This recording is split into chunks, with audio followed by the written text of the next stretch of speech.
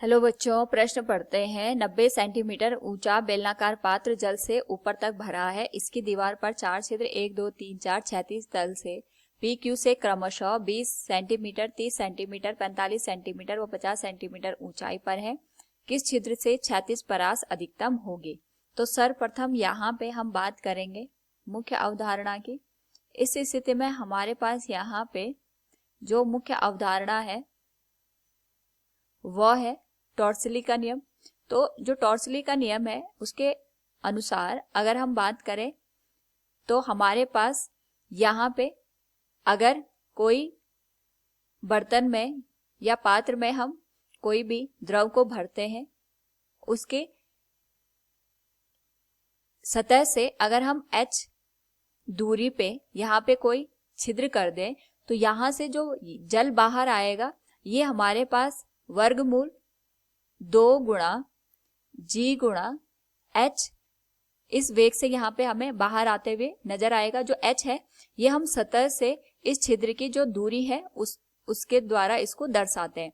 तो इस स्थिति में हमारे पास यहाँ पे जो जल या फिर द्रव बाहर गिरता है इसका जो पथ होता है ये हमें परवलयाकार यहाँ पे देखने को मिलेगा। ये ऐसा ही है जैसे हम यहाँ पे किसी टावर से या किसी बिल्डिंग से क्षैतिज दिशा में किसी वस्तु को गिराते हैं, यानी अगर हम यहाँ पे यू वेग से किसी वस्तु को इस तरीके से फेंकते हैं तो इसका जो पथ बनता है वैसा ही पथ हमें यहाँ पे इस द्रव का भी देखने को मिलता है। और यहाँ पे जो वेग होता है द्रव के बाहर निकलने का वो वर्गमूल 2 गुणा जी गुणा h के बराबर होता है। यहाँ पे हमें ये ध्यान रखना है अगर द्रव की कुल यहाँ पे बर्तन में जो ऊंचाई है वो h के बराबर है तो जो हम यहाँ पे ऊंचाई ले रहे हैं ये यहाँ पे सतह से जो छिद्र है ऊपर से ले रहे हैं। यहाँ पे जो हमारे पास 36 तल है यहाँ से ऊपर तक की जो पूरी दूरी है वो यहाँ पे कैपिटल H के बराबर है, लेकिन जो ये स्मॉल h है ये हम सतह से इसकी दूरी को यहाँ पे प्रदर्शित करते हैं और यहाँ पे जो ये दूरी तय करता है इसको हम 36 परास से दर्शाते हैं। तो प्रश्न में हमारे पास यही दे रखा है कि हमारे पास यहाँ पे 4 छिद्र दे रखे हैं 1 2 3 4। यहाँ पे इनकी जो ऊंचाई है अगर हम इसको यहाँ पे अलग से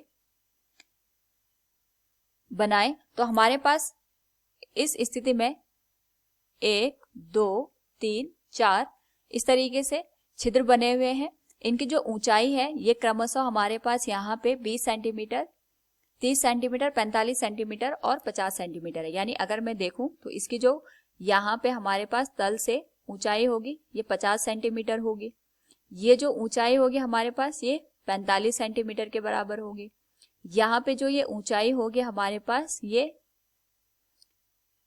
30 सेंटीमीटर के बराबर होगी और यहाँ पे जो ऊंचाई होगी ये 20 सेंटीमीटर के बराबर होगी।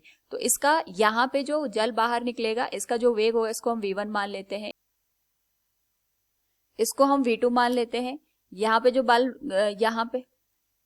यहाँ पे जो द्रव बाहर निकलेगा इसका जो वेग होगा इसको v3 और इसको v4 हम मान के चलते हैं। तो इसका जो क्षैतिज परास होगा यहाँ पे x1 के बराबर होगा, इसी तरीके से ये x2 के बराबर होगा और यहाँ पे ये x3 के बराबर हम लेंगे और जो अंतिम हमारे पास क्षैतिज परास बनेगा वो x4 के बराबर हमें देखने को मिलेगा। इस स्थिति में अगर हम यहाँ पे बात करें तो हमारे पास जो ये क्षैतिज परास है इसको ज्ञात हम कर सकते हैं, जो हमने यहाँ पे वेग ज्ञात किया था।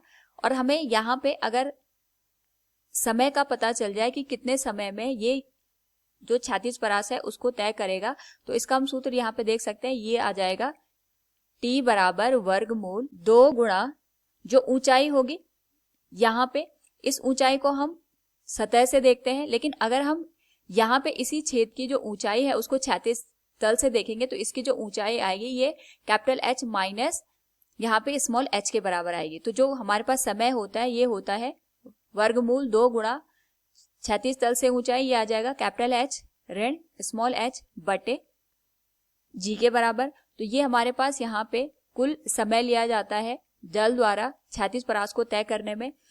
हमें यहाँ पे समय भी ज्ञात है और यहाँ पे हम वेग भी ज्ञात कर सकते हैं। जैसे v1 का मान है तो जो v1 का मान होगा ये वर्गमूल 2 गुणा g गुणा h1 के बराबर होगा। इसी तरीके से जो v2 है इसका मान यहाँ पे वर्गमूल 2 गुणा g गुणा h2 के बराबर आएगा। v3 का जो मान होगा ये आएगा हमारे पास 2 गुणा g गुणा H3 के बराबर और V4 का जो मान होगा ये आएगा 2 गुणा G गुणा H4 के बराबर। तो इसके संदर्भ में हम यहाँ पे अगर बात करें, हमारे पास जो क्षैतिज परास का मान होगा ये आएगा वर्गमूल, ये आएगा वेग गुणा समय से। तो हम यहाँ पे हर एक का क्षैतिज परास ज्ञात कर लेंगे। तो ये आ जाएगा V1 गुणा इसमें जो समय लिया है। और इस स्थिति में अगर हम देखें तो जो हमारे पास V1 है इसका जो मान आएगा हमारे पास, इसकी जो कुल यहाँ पे ऊंचाई होगी सतह से, अगर हम यहाँ पे H1 का मान देखते हैं तो ये पूरा हमारे पास 90 सेंटीमीटर के बराबर है। 90 में से यहाँ पे हमारे पास सतह से जो ये हमने पहला छेद कर रखा है इसकी जो दूरी होगी ये आएगा 90 ऋण 20 के बराबर। तो ये आ जाएगा हमारे पास 70 के बराबर। इसी तरीके से जो H2 है इसका मान आएगा 90 ऋण 30 यानी 60 के बराबर। ये आएगा 90 ऋण 45 और ये आएगा 90 ऋण 50 के बराबर। तो हम यहाँ पे सीधे मान को अगर लिख लें तो ये आ जाएगा वर्गमूल 2 गुणा G गुणा, यहाँ पे जो ऊंचाई आएगी V1 के लिए H का जो मान आएगा ये 70 के बराबर आएगा। और यहाँ पे जो समय होगा हमारे पास, अगर हम इसको देखें तो ये आ जाएगा 2 गुणा 90 ऋण 70, सीधे हम इसको यहाँ पे 20 भी लिख सकते थे और इसका जो मान आएगा ये G से यहाँ पे विभाजित हो जाएगा। तो वर्गमूल G से वर्गमूल G यहाँ पे हट जाएगा। तो जो मान है हमारे पास उसको हम यहाँ पे सीधे लिख सकते हैं 2 गुणा वर्गमूल 70 गुणा 20। तो ये आ जाएगा 2 गुणा वर्गमूल 1400 के बराबर। इसी तरीके से अगर हम x2 का मान ज्ञात करें तो ये आ जाएगा V2 गुणा t के बराबर। सीधे हम मान रख देंगे यहाँ पे। तो ये आ जाएगा वर्गमूल 2 गुणा G गुणा, इसकी जो ऊंचाई है हमारे पास ये 60 के बराबर आएगी। इसको अगर हम गुणा करें यहाँ पे तो ये आ जाएगा 2 गुणा 90 ऋण 60 के बराबर।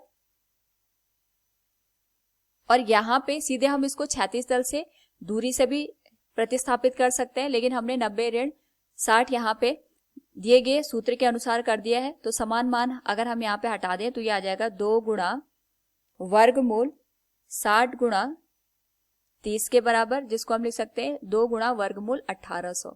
इसी तरीके से जो x3 है इसका अगर हम मान लिखें तो ये आ जाएगा V3 गुणा t के बराबर। यहाँ पे जो V3 है अगर हम इसका मान ज्ञात करना चाहें तो ये आ जाएगा हमारे पास 2 गुणा G गुणा H3। H3 का जो मान है ये वर्गमूल 45 के बराबर है। ये आ जाएगा वर्गमूल 2 गुणा 90 ऋण 45 बटे G के बराबर। G से G हट जाएगा यहाँ पे, तो ये मान आ जाएगा 2 गुणा 45 गुणा 45 वर्गमूल के साथ, जिसको हम लिख सकते हैं वर्गमूल 2025 के बराबर। इसी तरीके से अगर हम यहाँ पे चौथा मान निकालें तो ये आ जाएगा वर्गमूल 2 गुणा G गुणा 90 ऋण 50, ये 40 के बराबर आ जाएगा, गुणा वर्गमूल 2 गुणा 90 ऋण 40 बटे G के बराबर। तो समान मान यहाँ पे हट जाएगा। ये आ जाएगा 2 गुणा वर्गमूल 40 गुणा 50, जिसको हम यहाँ पे वर्गमूल 2000 के बराबर लिख सकते हैं। तो दिए गए जितने भी हमारे पास यहाँ पे मान है अगर हम उनको देखें तो जो वर्गमूल 2025 है इसका मान सर्वाधिक हमें देखने को मिलेगा।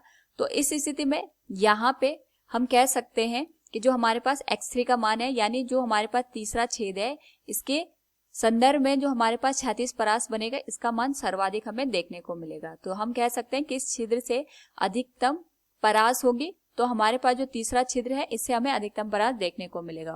उम्मीद है आपको समझ में आया होगा। धन्यवाद।